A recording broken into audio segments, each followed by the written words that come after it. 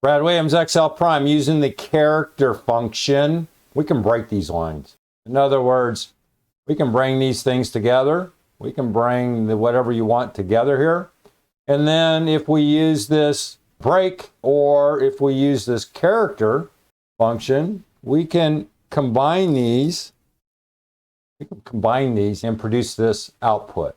What am I talking about? Look, we use this B8 and break. Well, break is a function that allows us to break this, provided, here's pretty much the rule, you're going to have to put this in wrap text.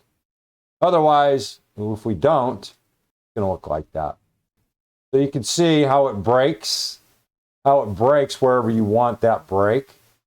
And all we did was we just grabbed this, this, and this. You can use the character 10. What does it do? It returns a character specified by code. Character 10 is a simple line break. I don't particularly like it. Anything with characters, I kind of want to throw out just because it's such a, it's a beyond legacy.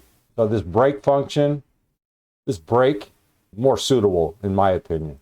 Here, we're using the character function. It does the same thing. Note that we're using the concatenation. Here, we're concatenating. Character 10. Here, we're just doing the same thing. You can knock yourself out and break this up to whatever level you want. And then to reverse this thing is a pain in the rear. Go to text. You can grab this whole thing and then put it over in text to columns. And you're going to need to use Control J in text to columns, other to remove, and then enter character 10. It's a sort of a pain in the rear, but if you need it, it's available. Read this over here. If you're using Mac, you're going to use character 13. And other than that, it's pretty straightforward. Brad Williams, XL Prime.